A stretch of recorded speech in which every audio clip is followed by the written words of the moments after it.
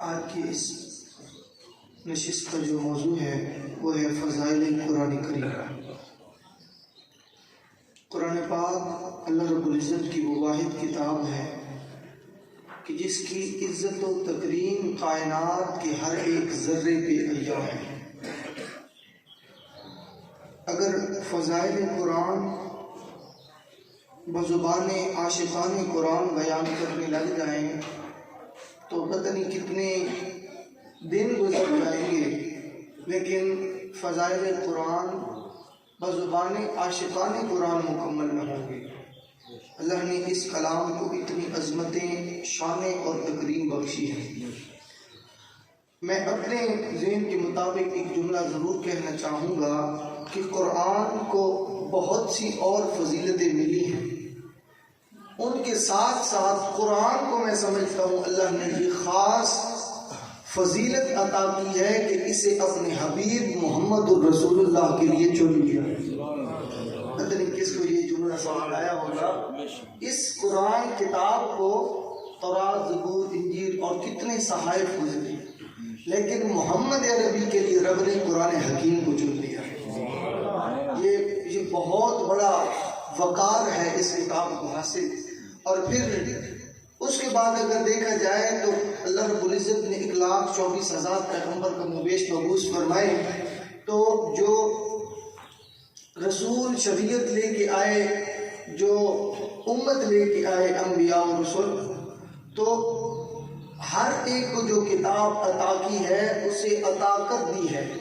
اس کتاب کو جو نبی یا رسول پہ اتری تھی، جو اللہ نے اپنے پیغمبر خاص پہ کتاب اتاری، تو اس کے حوالے کر دیا اس پیغمبر کے کہ یہ تیری ہے، اور اس پیغمبر کی قوموں میں سے، اولادوں میں سے کئی ایسے بھی گزرے ہیں کہ اس میں رد و بدل کرتے رہے ہیں، لیکن قرآن کریم کو ایک یہ بھی رب نے اعزاز عطا فرمایا کہ جب اسے کائنات یا امت مصطفیٰ پہ یہ مبعوث کیا، نازل فرمایا، تو ساتھ ہی ساتھ یہ فرما دیا اِنَّا نَحْنُ نَزَّلْنَا الذِّكْرَ وَإِنَّا لَهُ لَحَافِظُونَ، کہ ہم نے اس قرآن کو اتارا بھی ہے اور قیامت کی صبح تک ہم ہی ہیں جو اس کی حفاظت کریں گے۔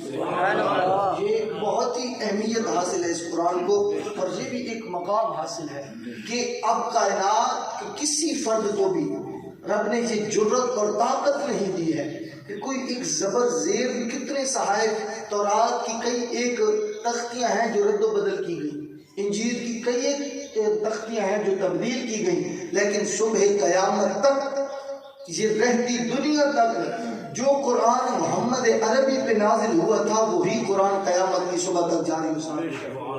اور پھر یہ قرآن چونکہ رمضان شریف میں بیان کر رہا ہوں تو قرآن اور رمضان کا بڑا جوڑ ہے۔ دیکھیں اگر تھوڑا سا بندہ تصور کرے اور اس بات پہ سوچ و بچار کرے تو قرآن اور رمضان کا بھی بڑا ایک تعلق ہے۔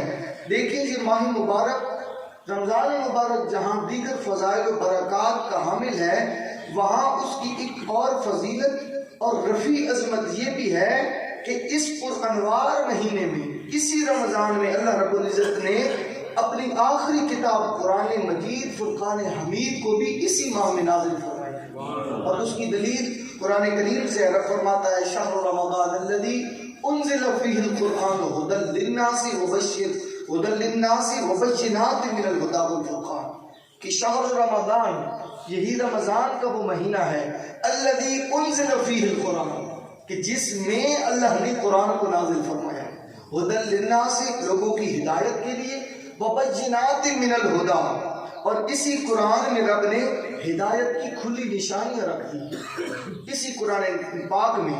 اور پھر محمد مصطفیٰ کریم صلی اللہ علیہ وسلم نے جو شان رمضان اور شان قرآن اکٹھی بیان کی ہے، وہ شعب الایمان کی جلد نمبر 5 میں، مشکات شریف کی اندر بھی موجود ہے، مسند احمد کے اندر بھی موجود ہے، مستدرک کے اندر بھی یہ موجود ہے، اور الترغیب و ترہیب کے اندر بھی باحوالہ طور پہ یہ حدیث پاک موجود ہے۔ کریم آقا صلی اللہ علیہ وسلم نے فرمایا ماہ رمضان کے روزے اور قرآن بندے کی شفاعت کریں گے۔ رمضان کے روزے بھی اور قرآن بھی بندے کی شفاعت کریں گے۔ روزے کہیں گے پروردگار عالم ہم نے اسے کھانے پینے اور خواہشات سے دن کے وقت روک کے رکھا، لہٰذا تو اس کے حق میں ہماری سفارش قبول فرما۔ یہ روزے کہیں گے اس بندے کے بارے میں جس نے روزے رکھے ہوں گے.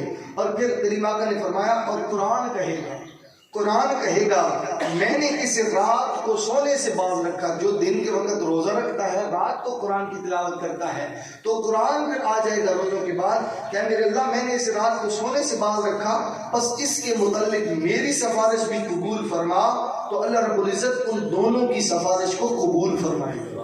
اب یہاں میں ایک جملہ ضرور دینا چاہوں گا کہ قرآن اترا محمد عربی پر، رمضان المبارک سنت ہے کریم آقا کی. تو جو سنت مصطفیٰ ہے اور جس پہ قرآن اترا ہے وہ دو چیزیں سفارش اور شفاعت کریں گی تو سوچو قیامت کے روز خود محمد مصطفیٰ کتنی بڑی شفاعت. جو اترنے والی چیزوں کو رب نے یہ اعزاز بخشا ہے کہ وہ سفارش بھی کریں گی، وہ جھگڑیں گی خدا سے. اور سورہ ملک کے بارے میں بھی یہ فضائل کے اندر موجود ہے کہ جو بندہ ہر روز سورہ ملک پڑھ کے یا سن کے سوتا ہے تو قیامت کے روز سورہ ملک علماء فرماتے ہیں کہ اللہ رب العزت سے جھگڑا کرے گی. اے میرے رب تیرا وعدہ تھا جو پڑھے گا اسے میں عذاب نہیں دوں گا، یا اس بندے کو عذاب نہ دے یا مجھے قرآن سے نکال دے. یہ کتنا بڑا یہ جملہ ہے جو قیامت کے روز پڑھنے والے کے لیے سورہ ملک کہے گی. جھگڑے گی اپنے خدا سے محبت اور عشق کی زبانی یہ کہ یا اللہ یہ مجھے پڑھتا رہا ہے، میری تلاوت کرتا رہا ہے اور تیرا وعدہ ہے جو پڑھتا رہے گا اسے میں عذاب نہیں دوں گا، لہذا آج اس کے حق میں میری شفاعت کو قبول فرما. اور پھر رمضان میں کریم آقا صلی اللہ علیہ وسلم کی بھی رمضان مبارک میں تلاوت کلام قدوس کے ساتھ ایک بڑی نسبت ہے. قرآن کے ساتھ کریم آقا کی بھی رمضان میں بڑی نسبت ہے. میں نے پچھلے روز بھی یہ حدیث پاک بیان کی، حضرت عبداللہ بن عباس رضی اللہ عنہ سے مروی ہے کہ آقا علیہ الصلوۃ والسلام تمام لوگوں سے زیادہ سخی تھے اور تمام اوقات سے بڑھ کر آپ رمضان میں زیادہ سخی ہو جاتے تھے. جبکہ جبریل علیہ السلام آپ سے ملاقات کرتے، حضرت جبریل علیہ السلام رمضان کی ہر رات میں آتے اور آپ صلی اللہ علیہ وسلم کے ساتھ قرآن کریم کا دور فرماتے. جبریل اترتا آسمان سے اور کریم آقا کے ساتھ دور کیا کرتا تھا رمضان کی ہر رات. اور پھر رسول اللہ صلی اللہ علیہ وسلم ان دنوں میں تیز ہوا سے بھی زیادہ سخی ہوتی تھی. تیز ہوا جب چلتی ہے نا تو چلی جاتی ہے، چلی جاتی ہے تو کریم آقا اتنی سخاوت کرتے تھے کہ سخاوت کرتے کرتے پھیلے جاتی تھی. کسی بھی سائل کو آپ اپنے در مقدس سے فری نہیں بھیجتے تھے، خالی نہیں بھیجتے تھے. اور اسی ضمن میں حضرت سیدہ فاطمہ رضی اللہ عنہا آپ فرماتی ہیں کہ نبی کریم صلی اللہ علیہ وسلم نے مجھے یہ راز بتایا کہ جبریل علیہ السلام ہر سال میرے ساتھ ایک بار قرآن کا دور کرتے ہیں اور کریم آقا نے اس سال یعنی آخری سال کریم آقا نے 2 بار جبریل امی سے دور کیا تھا. آقا علیہ الصلوۃ والسلام نے یہ حضرت فاطمہ رضی اللہ عنہا کو یہ بات بتائی کہ جبریل امی ہر سال میرے ساتھ ایک بار قرآن کریم کا دور کرتا ہے اور اس سال اس نے 2 بار دور کیا ہے. کریم آقا نے فرمایا جس سے میں سمجھتا ہوں کہ میری وفات قریب آ چکی ہے، جو 2 دفعہ کیا. اور پھر اس 2 دفعہ کا بھی راز ہے. اور اسی ضمن میں حضرت ابو ہریرہ رضی اللہ عنہ کا بھی بیان ہے نبی کریم صلی اللہ علیہ وسلم کے ساتھ ہر سال 1 مرتبہ قرآن کا دور کیا جاتا تھا، لیکن جس سال آپ کا وصال ہوا اس سال 2 مرتبہ جبریل امین نے دور کیا کریم آقا صلی اللہ علیہ وسلم کے ساتھ. اور پھر امام قسطلانی اس بات کی وضاحت کرتے ہوئے حاشیہ بخاری میں یہ بات لکھتے ہیں کہ آخری سال آپ نے قرآن کا دور 2 بار کیوں فرمایا. تو امام قسطلانی فرماتے ہیں اس کی وجہ یہ بھی ہے کہ پہلے سال جب قرآن کا نزول ہوا تو بعد میں وحی کا سلسلہ منقطع ہو گیا تھا. وہ جب مشرکین نے کہا تھا کہ معاذ اللہ خدا کا نبی کا خدا نبی سے روٹھ گیا ہے، وہ جب ایک وہ واقعہ ہر کسی نے سنا ہے تو اس وقت قرآن منقطع ہو چکا تھا. تو اس بنا پر آپ صلی اللہ علیہ وسلم سال اول میں دور نہ فرما سکی تھی. سال اول میں جب وہ منقطع ہوا تھا سلسلہ تو دور نہ فرما چکے تھے. اس کے عوض میں آخری سال 2 بار دور ہوا تھا. وجہ یہ تھی تاکہ قرآن کے دور اور حیات نبوی کے سالوں میں مطابقت رہے. یہ نہ ہو کہ قرآن اترنے کے بعد کوئی ایسا سال خالی گزر جائے کہ محمد عربی کی زندگی کے سال زیادہ ہو جائیں اور قرآن ایک سال کم پڑھا جائے۔ اس وجہ سے جبریل امین نے آخری سال 2 مرتبہ کے دور کیا تھا تاکہ جتنے قریب آقا کے قرآن نازل ہونے کے بعد زندگی کے سال ہوں اتنی مرتبہ جبریل امین نے مصطفیٰ کریم سے دور فرمایا ہے۔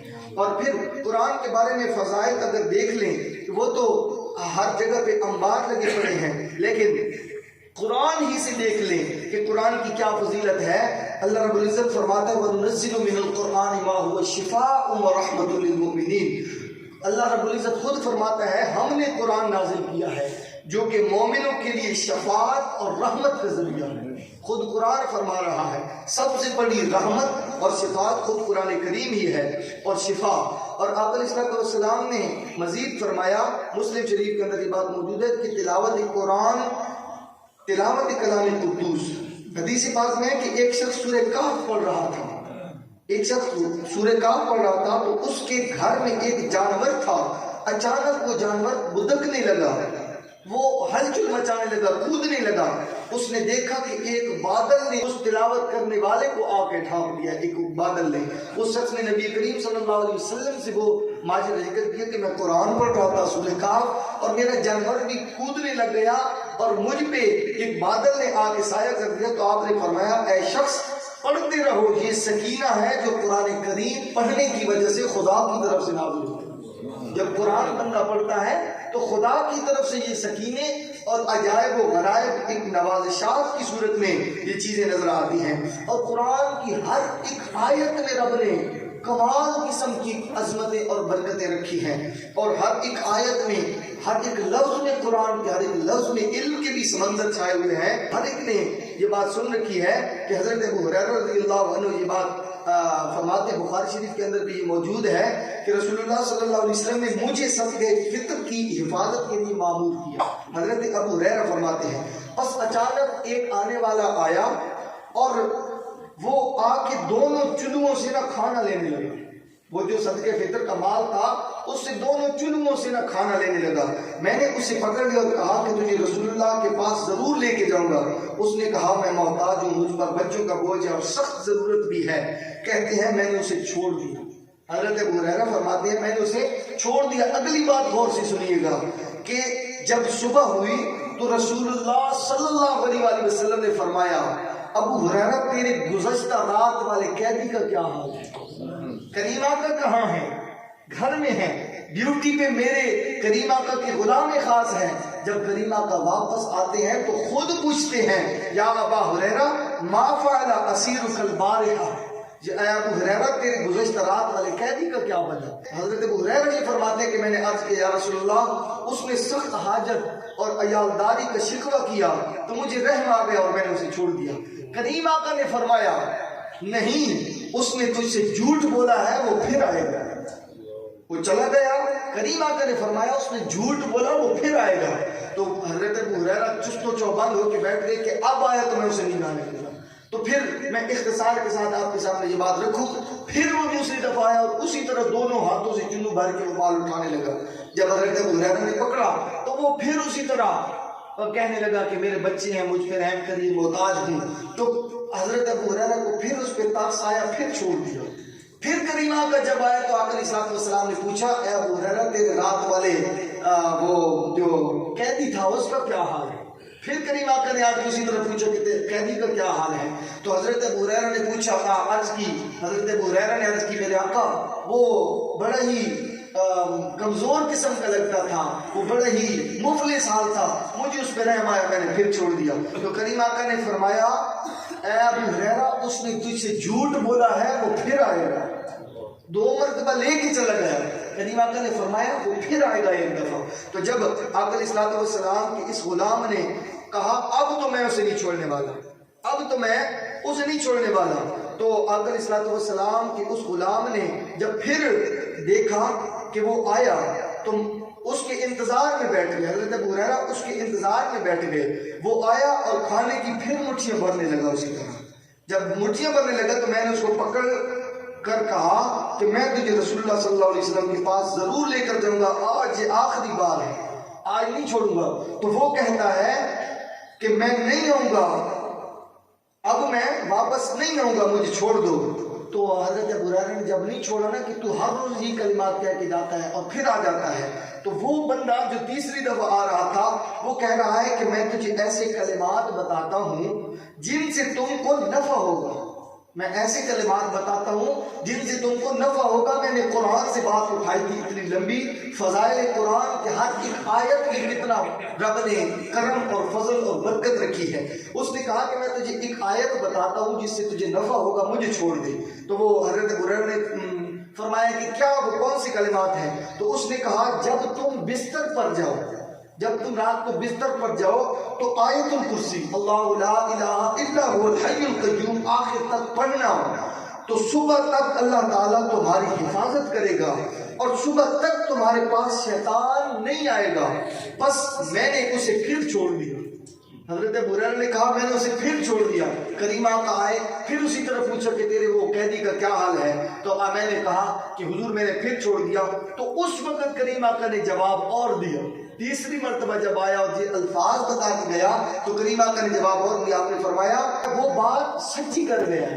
کریمہ کا صلی اللہ علیہ وسلم نے جب یہ جملے سنے نا کہ آیت الکرسی کا وہ بتا کے گیا ہے اور کہا ہے کہ رب حفاظت کرے گا اور شیطان بھی ساری رات پاس نہیں آئے گا، تو کریمہ کا نے فرمایا وہ بات سچی کر گیا ہے لیکن خود وہ جھوٹا ہے۔ تیسری مرتبہ بھی آپ نے فرمایا بات وہ سچی کر گیا ہے آج لیکن ہے وہ جھوٹا۔ تو پھر مزید کریمہ کا نے فرمایا کیا تم جانتے ہو کہ تم 3 رات کس سے بات کرتے رہے ہو؟ میں نے عرض کی نہیں۔ تو کریمہ کا نے فرمایا اے ابو ہریرہ وہ شیطان تھا جو لگاتار 3 دن تیرے پاس آتا۔ تو شیطان نے خود آ کے یہ آیت الکرسی کا یہ پیغام دیا اور فضائل بیان کیے کہ آیت الکرسی پڑھنے کے والے کے آیت الکرسی پڑھنے والا اتنا عظمت اور شان کا مالک ہو جاتا ہے کہ خدا اس کی حفاظت بھی کرتا ہے اور میں بھی اس کے قریب نہیں جاتا ہوں، خدا کے وہ بتا رہا ہے۔ تو کریمہ نے فرمایا بات وہ سچی کر دیا ہے لیکن خود وہ جھوٹا ہے۔ اور پھر اس کے بعد کریمہ صلی اللہ علیہ وسلم کی بہت سے اور بھی فضائل آقا علیہ الصلوۃ والسلام کی فرامین مقدسات ہیں کہ جو قرآن پاک کے حوالے سے ہے۔ رسول اللہ صلی اللہ علیہ وسلم نے فرمایا کہ دلوں کو بھی زنگ لگ جاتا ہے، جس طرح لوہے کو پانی لگے تو وہ زنگ آلود ہو جاتا ہے۔ عرض کیا گیا یا رسول اللہ ان کی صفائی کا آلہ کیا ہے؟ تو آپ صلی اللہ علیہ وسلم نے فرمایا کثرت کے ساتھ موت کا ذکر اور قرآن کی تلاوت، یہ دل کے زنگ کو دور فرماتا ہے۔ اور آقا علیہ الصلوۃ والسلام نے ایک حضرت عائشہ صدیقہ رضی اللہ عنہ فرماتی ہیں مسلم شریف کے حدیث پاک، رسول اللہ صلی اللہ علیہ وسلم نے فرمایا جو شخص قرآن مجید کا ماہر قرآن ہو وہ معزز اور بزرگ فرشتوں کے ساتھ رہتا ہے۔ جو قرآن کا ماہر ہو وہ معزز اور بزرگ فرشتوں کے ساتھ رہتا ہے۔ اور جس شخص کو قرآن مجید پڑھنے میں دشواری ہو اور وہ اٹک اٹک کر پڑھتا ہو تو وہ جو ماہر ہے اللہ رب العزت اس سے اٹک اٹک کے پڑھنے والوں کو 2 گنا زیادہ اجر عطا فرماتا ہے۔ یہ کتنی بڑی نوازشات ہے امت مصطفیٰ رب کی، اتنے بڑے کرم ہیں کہ قرآن ایک یاد کر کے ایک بڑے تسلسل سے بڑے سر سے بڑی لے سے پڑھتا ہے ایک لفظ کے ساتھ، اور ایک بندہ جس کی زبان اڑتی ہے وہ اٹک اٹک کے پڑھتا ہے۔ اللہ رب العزت کے حبیب نے فرمایا جو اٹک اٹک کے پڑھتا ہے نا اللہ رب العزت دوسرے بندے سے اسے 2 اجر عطا فرماتا ہے۔ اور آقا علیہ الصلوۃ والسلام نے فرمایا القرآن شافع مشفع، قرآن شفاعت کرنے والا ہے اور اس کی شفاعت قبول کی جائے گی، اور اپنی بات منوانے والا تصدیق یافتہ ہوگا یہی قرآن۔ اور آقا علیہ الصلوۃ والسلام نے فرمایا کنز المال کے حدیث پاک ہے اور مسند الفردوس کے اندر بھی کہ جب تم میں سے کوئی اپنے رب سے باتیں کرنا چاہے تو اسے چاہیے کہ وہ قرآن کی تلاوت کرے۔ تو اس کے علاوہ بھی کتنے فضائل ہیں، میرے پاس حدیث پاک کے انبار پڑے ہیں لیکن وقت کے دامن میں گنجائش نہیں ہے کہ ہر ایک چیز کو آپ لوگوں کے سامنے رکھا جائے۔ اللہ رب العزت کے حبیب نے فرمایا، حضرت عبداللہ بن مسعود رضی اللہ عنہ بیان کرتے ہیں رسول اللہ صلی اللہ علیہ وسلم نے ارشاد فرمایا جس شخص نے کتاب اللہ سے ایک حرف پڑھا اس کے لیے 1 نیکی ہے اور 1 نیکی کا 10 گنا اجر ہے۔ اور میں یہ نہیں کہتا، کریمہ کا نے یہ بھی وضاحت فرمائی کہ میں یہ نہیں کہتا الف لام میم یہ ایک لفظ ہے، بلکہ الف ایک الگ لفظ ہے، لام ایک الگ لفظ ہے اور میم ایک الگ لفظ ہے، یعنی محاورتاً یہ 3 لفظ ہے۔ ایک الف لام میم پڑھنے سے اللہ رب العزت 3 گنا زیادہ یعنی 30 نیکی عطا فرماتا ہے 3 لفظ پڑھنے سے۔ تو یہ قرآن کریم کا خصوصی طور پہ اہتمام کریں۔ یہ ایک الگ ٹاپک ہے میرے سامنے کہ جو قرآن پاک نہیں پڑھتا، میں اکثر یہ بات کہتا ہوں کہ جس چیز کے فضائل اور ثواب زیادہ ہو اس کا پھر گناہ بھی اسی طرح زیادہ ہوتا ہے۔ یہ قرآن پڑھنے والے کے فضائل تھے، اور جو نہیں پڑھتا وہ اللہ نے کسی وقت پھر توفیق دی تو پھر وہ بیان ہوگا۔ تو اہتمام کریں خصوصی طور پہ رمضان شریف کے اندر۔ قرآن اور رمضان کا بہت گہرا تعلق ہے، اور ایک مخصوص وقت نکالیں۔ جنہیں قرآن پڑھ لیا ہے وہ دہرائیں، جنہوں نے نہیں پڑھا وہ کوشش کریں۔ وہ اکثر اوقات بزرگ کہہ گئے ہیں کہ کرے ہمت اگر انسان تو کیا ہو نہیں سکتا۔ بندہ کتنے بڑے بڑے کام کر لیتا ہے، تو قرآن پڑھنا کوئی مشکل نہیں ہے۔ 10 منٹ 15 منٹ 20 منٹ خصوصاً روزوں میں یہ اہتمام کر لیں۔ اللہ رب العزت ہم سب کو قرآن حکیم کو سمجھنے اور قرآن پاک کی تلاوت کرنے کی توفیق عطا فرمائے۔